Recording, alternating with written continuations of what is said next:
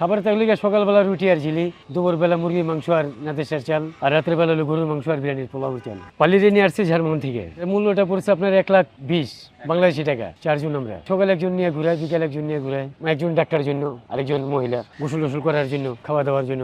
70,000 টাকার মতো, মানে কর্মচারী বেতন এবং তার খাবার দাবার। সময় এক এক ধরনের, হয়তো একটু ছোট রোগ হইতে পারে, একটু বড় রোগ হইতে পারে, রোগ বুঝাতে চিকিৎসা, মানে ছোট রোগের ছোট বাজেট আর বড় লোকের বড় বাজেট। দিনের সকালবেলা আধা ঘন্টা আর বিকালবেলা হয়তো 1 ঘন্টা। বুয়ার এখন আছে, উনি 24 ঘন্টাই থাকে ওইখানে, খাওয়া দাওয়া করে ওইখানেই, মানে উনি সম্পূর্ণ পাইলির পার্সোনাল বুয়া। পরে গোসল করে না, হয়তো শ্যাম্পু টিম্পু মাইকে গোসল করায়, শ্যাম্পু দেখায়। বুয়া আমাদেরকে যে দিয়ে দিচ্ছে, আমরা নিয়ে আসছি। আবার এই যে বেল কলিং বেল টিপ দেয়া, খুলবে দরজা, এই যে দিয়ে দিলে ভিতরে চলে যাবে, এতটুকুই। আমরা রুমের ভিতরে ঢুকতে পারতাছি না, বা রুমের বাইরেও আমরা থাকতে পারতাছি না। এটা জাস্ট নিয়ে আসা, আবার দিয়ে আসা। আরে হ্যাঁ, হাফসে যাবে, আমি নিজে হাফসে যাই, মানে এরা নিয়ে আর সাথে আমি কুলাইতে পারতাছি না, হারতে হারতে মানে নিজে মানে হাঁপায় যাই। এই যে মালিক সাথে আছে, যেমন করে যে আমার কিছু বলে তো মালিক ধরবি, ওই চিন্তা ভাবনা করে সাহস। মানে খুবই প্রচুর মানুষ আদর করে দেখলে, মানে খুবই বেশিরভাগ অংশ মানে স্টুডেন্ট মেয়ের আছে, তারা মানে খুবই আরে লাইট এবং পছন্দ করে।